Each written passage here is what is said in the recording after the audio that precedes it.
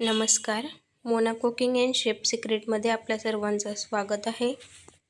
आज आपण अंड्याचं ऑमलेट बनवणार आहोत. जर अशा पद्धतीने तुम्ही मसाला ऑमलेट बनवलं तर सगळे आवडीने खातात. तुम्ही हे ब्रेडसोबत पावसोबत खाऊ शकता. अशा पद्धतीने आपण आता अंड्याचं ऑमलेट बनवायला सुरुवात करूया. मी ते 4 अंडी घेतली आहे. ही गावरानी अंडी आहे, गावाकडची ओरिजिनल. गावठी कोंबडीची अंडी अशी लहान लहान आणि थोडीशी पिवळी काळी अशा कलरची असतात. आणि जी आपण दुकानावरची अंडी आणलेली असतात ती मोठी आणि पांढरी शुभ्र असतात. या अंड्याची जे आपण ऑमलेट बनवतो ते खूप चविष्ट लागतं आणि पौष्टिक सुद्धा असतं. आता मी इथे 4 अंडी फोडून घेतली आहेत.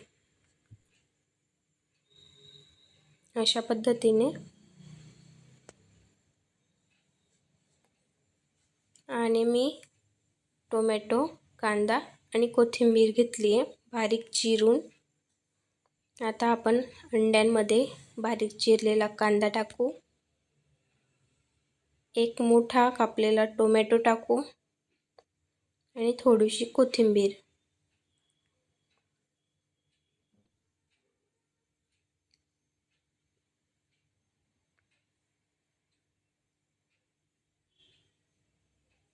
मी इथे थोडंसं तिखट टाकलं आहे.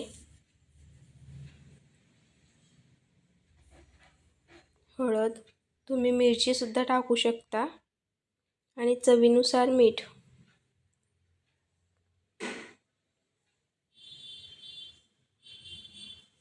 अशा पद्धतीने छान हलवून घ्यायचं आहे, एकत्र करून घ्यायचं आहे. तिखट, मीठ, हळद एकत्र व्हायला पाहिजे सगळं.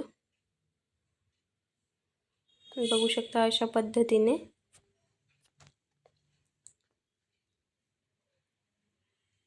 छान एकत्र करून झालंय. आता आपण एक पॅन ठेवलंय तापवायला. त्याच्यावर थोडंसं तेल टाकलंय. ते तेल पसरून घ्यायचं आहे आपल्याला छान,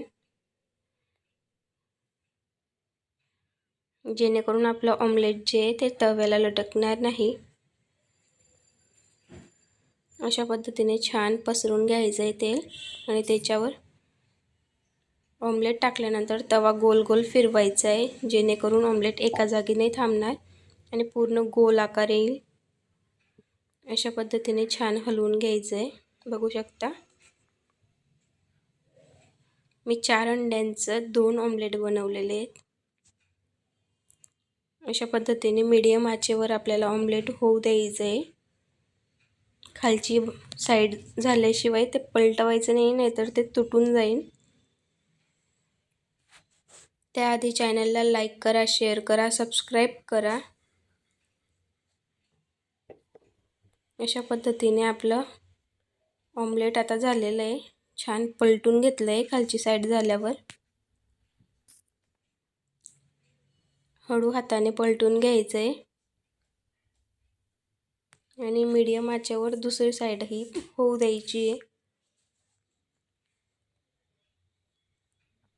अशा पद्धतीने ऑमलेट बनवायलाही अतिशय सोपं, कमीत कमी वेळेत आणि खायला एकदम भन्नाट चवीचं चविष्ट लागणारं. बघू शकता अशा पद्धतीने छान पलटून घ्यायचं आहे. जर तुम्हाला ते मी तुटायला घाबरते म्हणून दोघं चमच्यांनी खाली काढून घेतलं आहे. बघू शकता अशा पद्धतीने छान उतरवून घेतलं आहे. खालची साईडही झाली आहे, वरची साईडही झाली आहे. थँक्यू.